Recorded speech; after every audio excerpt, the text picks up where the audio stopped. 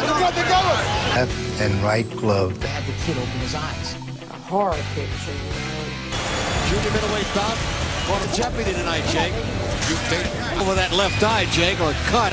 When I watched that fight, I didn't think a crime was happening. And Resto not showing any signs of fatigue. He's still throwing punches a mile a minute. Now that bulge under the left eye of Collins has finally opened up. I just thought he ran into a tough guy with a tough punch, and he took the punch, but man, this guy can hit because of the damage it was doing to Billy's face. Bruising under both eyes, Billy Collins. He's in bad shape now, though, Ray. It has been a brawl. Look at Resto now. Collins is hurt again. This fight should be stopped, too. He was just pounding. You did good, son. You're fighting hard out there. And Collins had all the heart in the world and wouldn't quit.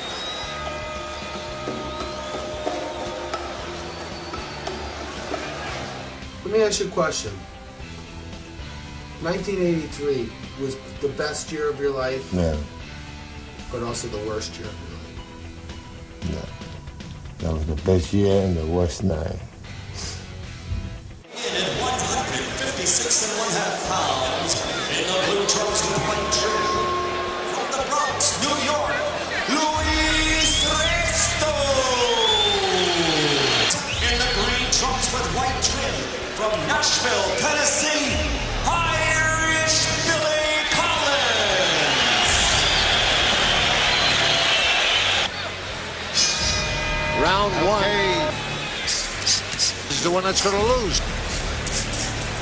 Resto countering beautifully, yes, Jake. Yes. See people hanging on the rope. It's a tough night. Good exchange. Good left hook, right hand by Billy Collins. Collins, right? Good left hook. Good right hand. Good right hand by Collins. Woo! There it goes. Oh, he got hit. He got hurt with that one. It's staggered him. Resto staggered him with the right hand. He hit him again. He staggered him with a... Seems to have a swelling over that left eye, Jake, or cut. I don't know what. They're both tough fighters. Let's hear the ground. I'm trying to...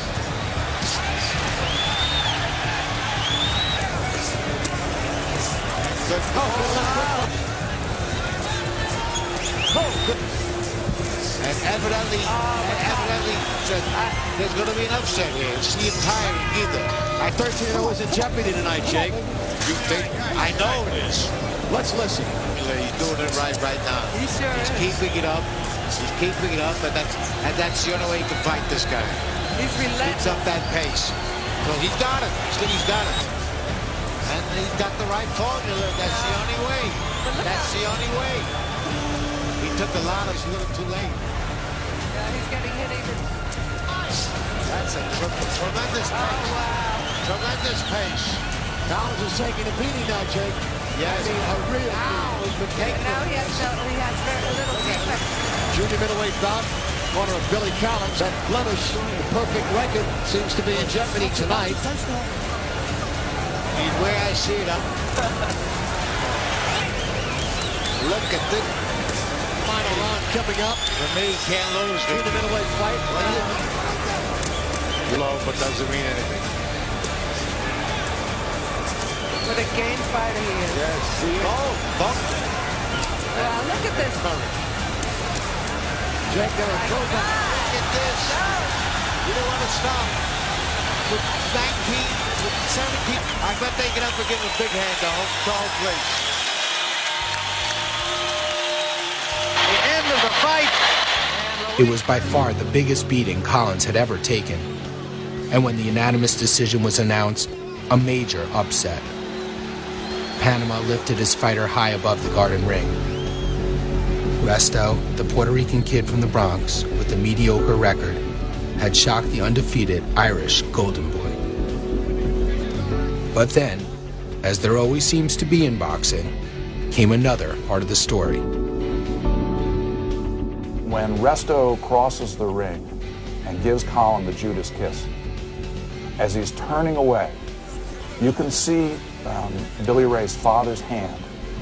I don't think Billy Collins Sr., from what he told me, even thought that there might have been something wrong with the gloves until the very end of the fight. Otherwise, he would have pointed it out. It was at the end of the fight when Resto went over to congratulate him, that he grabbed onto the gloves and held on, and he started screaming for the inspectors, "These gloves, these gloves." You can't hold it, Commissioner. All the pens on him damn gloves. All the pens on him goddamn gloves. What's fascinating is to look at who Louis Resto looks at. Not looking down surprised at the gloves or wondering what's going on or looking at Collins and saying, "What are you talking about?" But immediately turning to his co-conspirator and waving him over. Panama just jumps in and starts yelling, "Those are the gloves you gave us!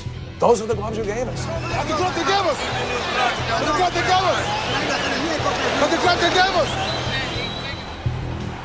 Resto was quickly taken back to the dressing room where his gloves were removed by referee Tony Perez. They didn't want to take him off. They wanted to go out, and I says, "No, take him off. Take him off the glove. I want to see those gloves. I got a complaint here. I want to see those gloves." When I saw the gloves and I handed it to it, I knew there was something wrong with the gloves. There's something missing.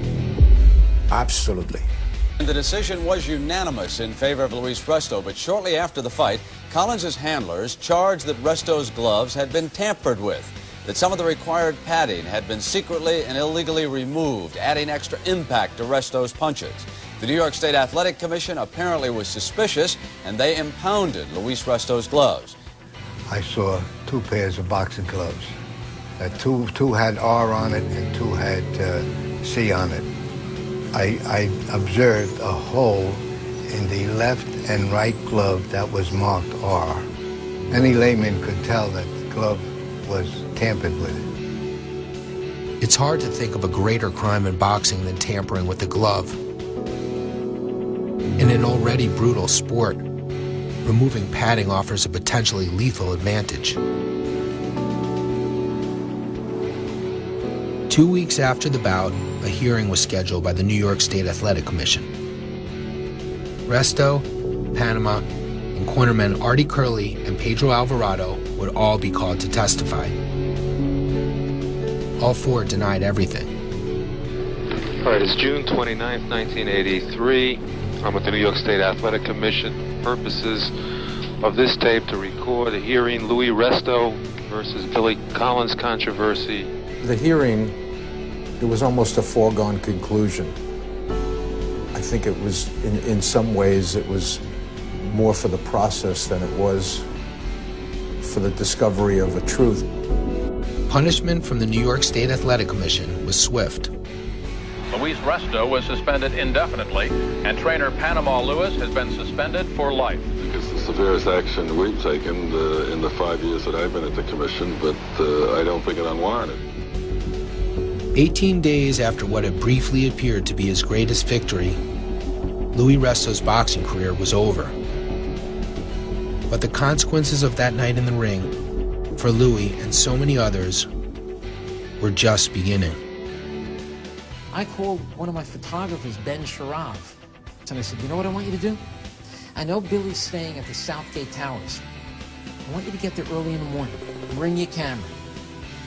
And he took shots.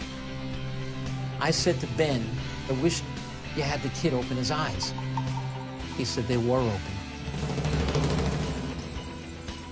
The next day, when he got off the plane, his father was leading him. He was blind.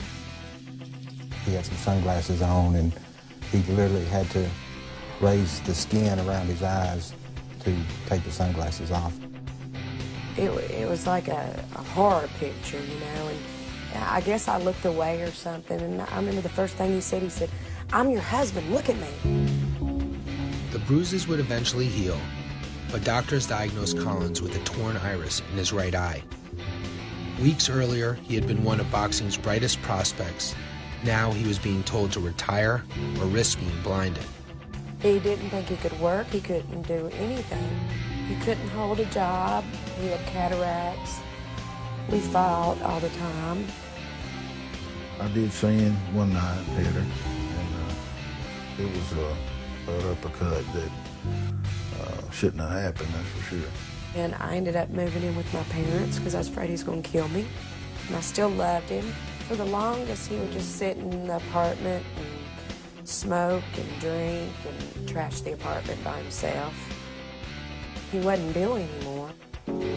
Nearly 9 months after the fight, in the early morning hours of March 7th, 1984, estranged from his wife and infant daughter, Billy Collins Jr.'s downward spiral came to a tragic end. He was depressed of hearing that he would never fight again. Billy and the guy from next door, a guy named Johnny Duke, come in. And I could tell, you know, that he was a little drunk. There was a place, a bar, not far from the house where you could shoot pool, and he wanted us to go. We chose not to go, and he left mad. After they left, of course, Billy beat the crap out of Johnny and got the keys from him. And he told me that Billy looked at him and said that I'm just going to kill you, or I'm just going to kill us, or something. Collins drove off a road less than a mile from his house, landing in a dried-out creek below. In the passenger seat, Johnny Duke survived the crash. Billy died on impact. It's like everything was taken that night in the ring. Irish Billy Collins was 22 years old.